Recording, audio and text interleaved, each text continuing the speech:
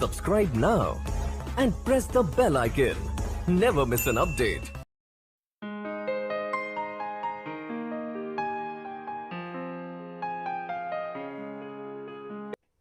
Hello students, आज का हमारा टॉपिक है पास्ट एडजस्टमेंट। जैसा कि नाम से क्लियर हो रहा है, काफी आसान टॉपिक है। पास्ट में होने वाली मिस्टेक को एडजस्ट करना। इसी की तरह मिलता जुलता टॉपिक हमने 11th में भी किया था, रेक्टिफिकेशन ऑफ एरर में, जिसमें हम अपनी गलती को ठीक करते थे। तो आज का जो टॉपिक है बिल्कुल सेम उसी की जैसा मिलता जुलता आपको देखने में लगेगा। पास्ट एडजस्टमेंट, जो भी पास्ट में मिस्टेक हुई है हमें उनको एडजस्ट करना है, मतलब कि ठीक करना है।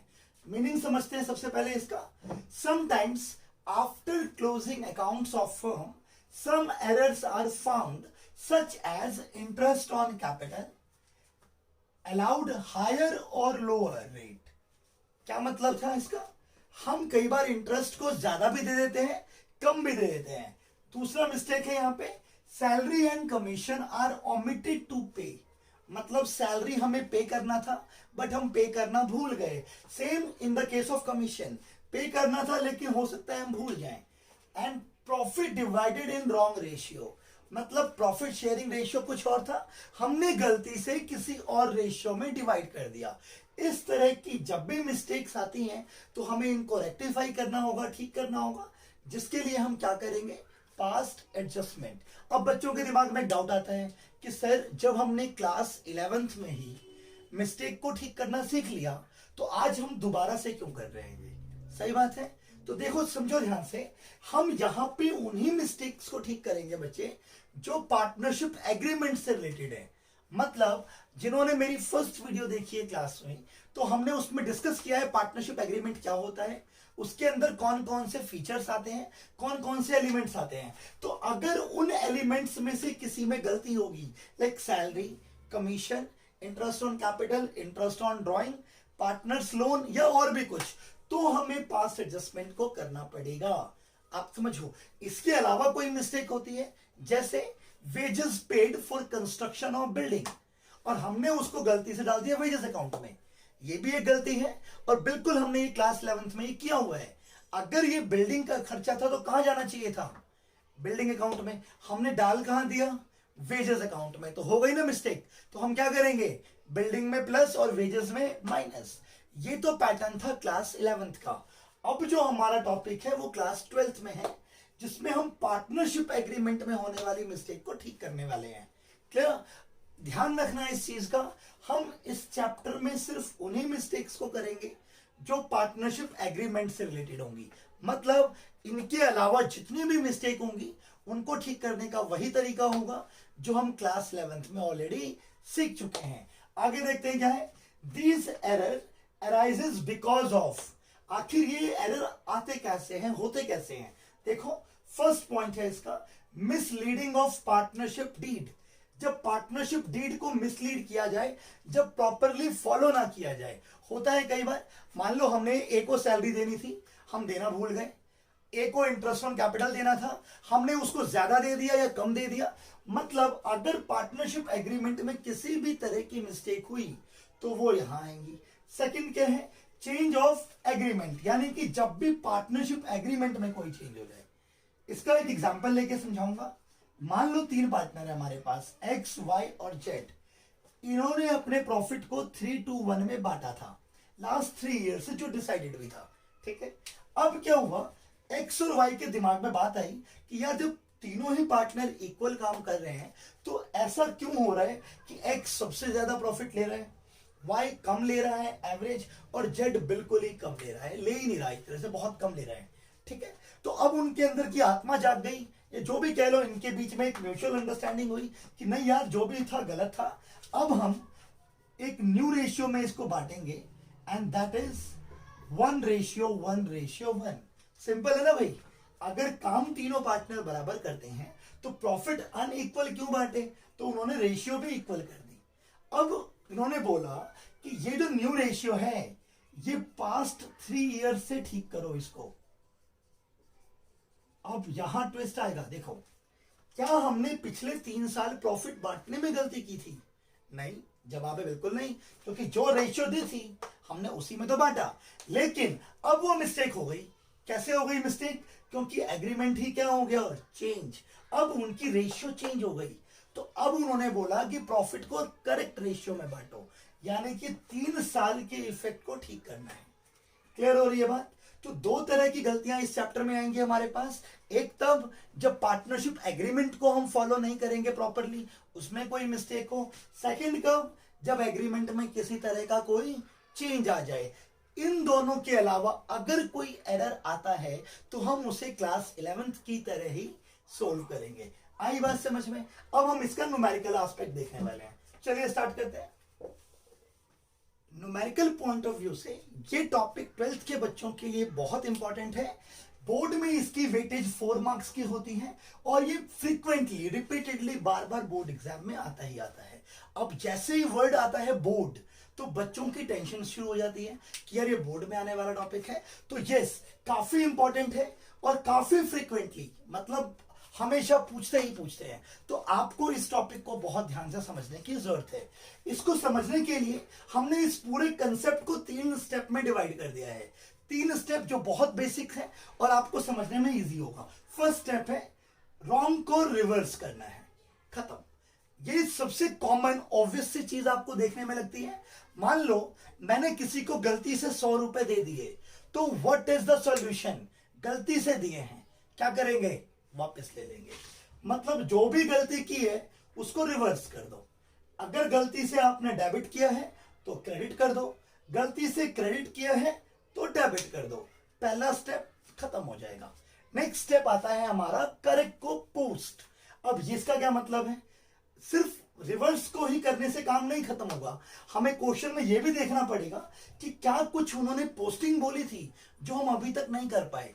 तो अगर ऐसा कुछ है जो पोस्ट करने के लिए है तो आपको उसे करना पड़ेगा। एक एग्जांपल से समझते हैं। मान लो 2 बहनें हैं, सीता और गीता, जुड़वा बहनें हैं। आप एक फिल्म भी है इसके ऊपर, तो उसको हम थोड़ा सा समझते हैं। अब गलती से मुझे 100 रुपए सीता को देने थे जो मैंने गीता को दे दिए। सीता को देने वाले पैसे मैंने किसको दे दिए? गीता को। हो गई मिस्टेक। अब ठीक कैसे करें? तो पहला काम, गीता को बुलाऊंगा और बोलूंगा भाई निकाल मेरे पैसे निकाल। सही बात है। तो रॉन्ग का रिवर्स, जिसको मैंने गलती से दिए उससे वापस ले लूंगा। क्या काम यहां पे खत्म हो जाएगा? क्या नहीं, हमें अब करेक्ट भी तो काम करना है। गीता से लिया ये सही है, सीता को देने थे भाई, वो भी तो दोगे। सीता थोड़ी चुप बैठेगी, भैया आपने उससे ले लिया, वो आपका अलग हिसाब है, मेरे पैसे तो लाओ। तो हमें करेक्ट को क्या करना है? पोस्ट भी करना है। मतलब जो जो एग्रीमेंट में बोला होगा, सैलरी दो सपोज बोलता है, कमीशन बोलता है, इंटरेस्ट ऑन कैपिटल बोलता है, तो हमें वो पे भी करना पड़ेगा। लास्ट एंड फाइनल स्टेप, अगर कोई बैलेंस बचता है तो हम उसकी जर्नल एंट्री कर देंगे। सिंपल। अगर कोई बैलेंस बचता है, जो कि बचेगा क्योंकि एग्जाम में क्वेश्चन देना है भाई, तो मांगेंगे वो जर्नल एंट्री। इसी जर्नल एंट्री का नाम क्या होता है? Adjustment entry. और हम अपना नेट इफेक्ट निकाल लेते हैं। क्लियर? तीनों स्टेप बहुत इजी है। सबसे पहला काम क्या करोगे? रॉन्ग को रिवर्स, जो भी गलती से दिया है उसको वापस ले लोगे, या अगर गलती से कुछ ले लिया तो दे दोगे। फिर है करेक्ट को पोस्ट, जो एक्चुअल में होना था उसको पोस्ट कर दोगे। और लास्ट में जो बैलेंस बचता है उसकी जर्नल एंट्री करेंगे। इन तीनों स्टेप को फॉलो करने के लिए हमें एक टेबल बनाने की जरूरत होती है जिसका नाम है एडजस्टमेंट शोइंग टेबल। ऐसी टेबल जो हमें पूरी एडजस्टमेंट को शो करती है। अब ये बनाएंगे कैसे? सबसे पहले हमें लिखना है पर्टिकुलर्स। अब ये तो आपने क्लास 11 से हर अकाउंट पे बनाया है, बेसिक है। अब जितने भी पार्टनर्स हैं, यहां पे मैंने 3 पार्टनर लिए हैं, ए बी सी। अगर एग्जाम में 2 पार्टनर होते हैं, ए और बी, तो आप 2 लोगे। अगर 4 पार्टनर होते हैं तो आप 4 कॉलम लोगे। क्लियर? और फिर लास्ट में हम कॉलम बनाएंगे फर्म का। फर्म का क्यों बनाएंगे ये मैं आपको अभी अब समझाऊंगा। फिर इन पार्टनर्स के कॉलम को हम इंटरनली डिवाइड कर देंगे। इंटरनली मतलब इसके 2 पार्ट्स बना देंगे, एक डेबिट वाला, एक क्रेडिट वाला। ठीक है? मतलब हमने क्या क्या किया? सबसे पहले हमने एडजस्टमेंट शोइंग टेबल का हेडिंग डाला, पर्टिकुलर लिखा, जितने पार्टनर्स थे उनका कॉलम बनाया और उनको इंटरनली क्या कर दिया? डिवाइड। साथ में हमने एक फर्म का कॉलम बनाया। क्यों? पार्टनर्स और फर्म का हमेशा इनवर्स रिलेशन होता है। अब आप बोलोगे सर ये कैसे, इनवर्स रिलेशन क्यों होता है? तो आप याद करो, जो सैलरी हम पार्टनर को देते हैं फर्म के लिए क्या थी, एक्सपेंस, बट वही सैलरी पार्टनर के लिए क्या होती है, income. In the same way जो हम इंटरेस्ट ऑन कैपिटल देते हैं, जो हम कमीशन देते हैं, ये सब फर्म के लिए क्या है, एक्सपेंस। यानी कि अगर फर्म का कोई एक्सपेंस है तो फर्म में कहां जाएगा, डेबिट में। एट द सेम टाइम वो पार्टनर के लिए तो क्या है, इनकम, तो पार्टनर के कहां जाएगा, वो क्रेडिट में। इसको रिवर्स करो, अगर पार्टनर का कोई खर्चा है, मान लेते हैं इंटरेस्ट ऑन ड्राइंग। अब ये तो आपको पता है कि हमें हर ड्राइंग के ऊपर जो भी हमने पर्सनल यूज के लिए निकाला है उस पर इंटरेस्ट देने की जरूरत होती है। तो जो भी इंटरेस्ट ऑन ड्राइंग होगा हमें उस पर देना, पार्टनर के लिए क्या होगा, वो एक्सपेंस, बट फर्म के लिए वही क्या बन जाएगी, इनकम। क्योंकि जहां वो पार्टनर पे करेंगे वही फर्म क्या करेगा, उसको रिसीव करेगा। मतलब क्या समझ में आया, जो भी पार्टनर का डेबिट है वो फर्म के क्रेडिट में जाएगा, जो पार्टनर का क्रेडिट है वो फर्म के डेबिट में जाएगा, मतलब इनवर्स रिलेशन होगा। आई बात समझ में? इसके बाद इस टेबल को कंप्लीट करने के बाद जो भी बैलेंस निकलता है उसी की हमें एंट्री बनानी है और हमारा टॉपिक क्या हो जाएगा, खत्म। बहुत इजी है, बच्चे इसमें बहुत डरते हैं एक्चुअली कि ये सर ये काफी लेंदी है और अजीब लगता है। आपकी बुक में इनफैक्ट जो भी आपके पास रेफरेंस बुक है, मैं नाम नहीं लूंगा किसी का, बट उसमें कई मेथड्स दिए हुए हैं। 3-4 मेथड से एक सेम टॉपिक को सोल्व किया गया, जिसकी वजह से बच्चे अननेसेसरली कंफ्यूज हो जाते हैं कि यार इससे करें या इससे करें। बट ये मेथड यूनिवर्सल है, हर क्वेश्चन पे एप्लीकेबल होगा, आप आराम से आंसर निकाल सकते हो विदाउट एनी कंफ्यूजन। अलग अलग फॉर्मेट, अलग अलग मेथड याद करने से अच्छा है हम एक पे स्टिक टू फोकस करें और उसको अच्छे से समझें। क्लियर? इसमें याद रखने वाली बात सिर्फ एक चीज है बच्चे, वो ध्यान रखना, जो भी पार्टनर का डेबिट होगा उसको फर्म के कहां डालेंगे, क्रेडिट में, और जो भी पार्टनर का क्रेडिट होगा उसको फर्म के कहां डालेंगे, डेबिट में। इसको समझने के लिए अब हम इसका एक क्वेश्चन करते हैं। चलिए देखते हैं क्वेश्चन क्या कहते हैं। जैसा कि आपको क्वेश्चन में दिख रहा है, XYZ 3 पार्टनर है और उनकी कैपिटल है 30,000, 15,000 और 15,000, 15,000 on 1 April 2016। As per the provision of the deed, Z was to be allowed a remuneration of ₹3,000 per annum. Z को हमें एक सैलरी देनी है, रेम्यूनरेशन देना है 3,000 पर एनम। आगे बोल रहा है इंटरेस्ट एट द रेट 5% पर एनम was to be provided on capital. Interest on capital देनी है 5%। आगे profit were to be divided in the ratio of 2:1। Profit को कैसे बांटना है, 2:1 में। इग्नोरिंग द अबव टर्म्स, इन सभी टर्म्स को हमने इग्नोर कर दिया। आप चाहें तो इस पॉइंट को अंडरलाइन कर सकते हैं।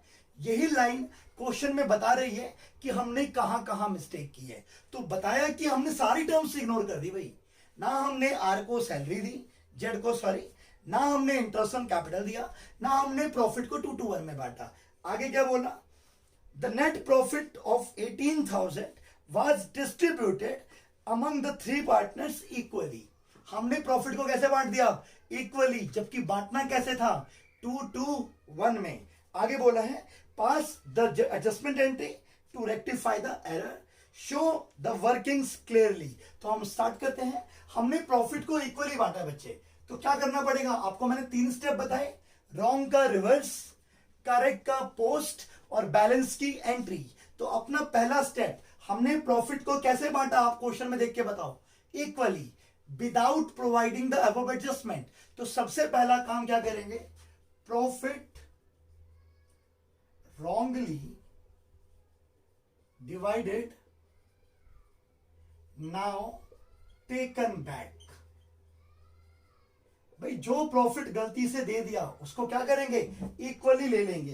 तो 18 को इक्वली लो, 6 और फर्म के पास कितने पैसे पहुंच गए, 18,000। ये फर्म के कॉलम का फायदा है, आप दोनों पे नजर रख रहे हो, कंट्रोल कर रहे हो, पार्टनर्स पे भी और फर्म पे भी। हमने प्रॉफिट को कैसे बांट दिया था, इक्वली, हम उसको क्या करेंगे, वापस लेंगे। जैसे ही हम पार्टनर से पैसा लेंगे उनकी कैपिटल क्या हो जाएगी, कम। कैपिटल कम का मतलब डेबिट है। क्लियर? अब रॉन्ग का रिवर्स तो हो गया, पहला स्टेप आप कह सकते हो यहां पे खत्म हो गया हमारा।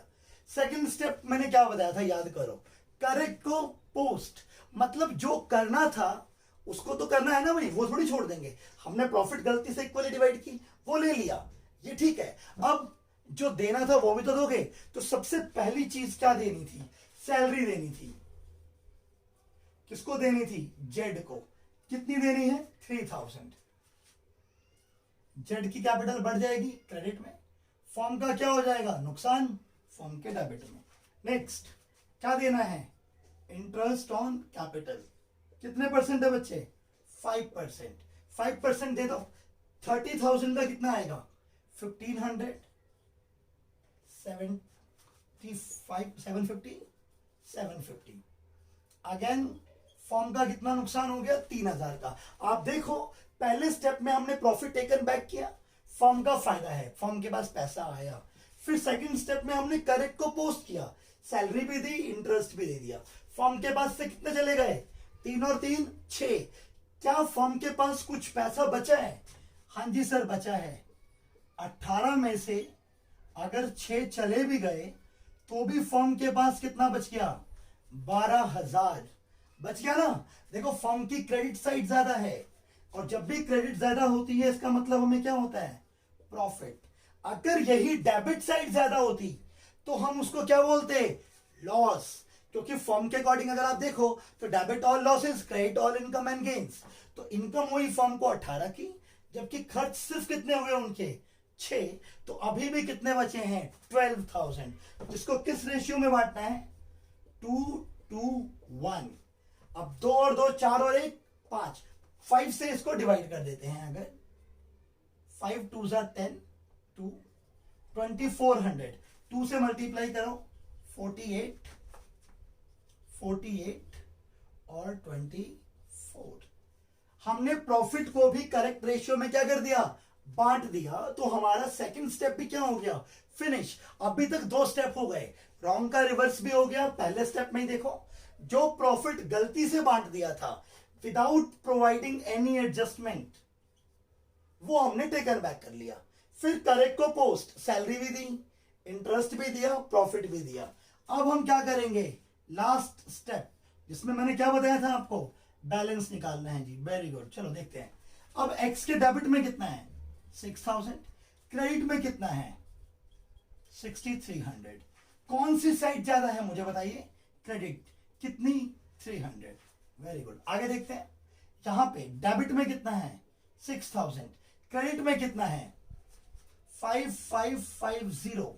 कौन सी साइड ज्यादा है बच्चे, डेबिट ज्यादा है। कितनी ज्यादा है, 450। अब इसका टोटल करते हैं, डेबिट में कितना, 6,000, क्रेडिट में देखो 3 और 2 5, ये आ गया हमारा 6,150 बच्चे। तो अब कौन सी साइड ज्यादा है यहाँ पे, क्रेडिट।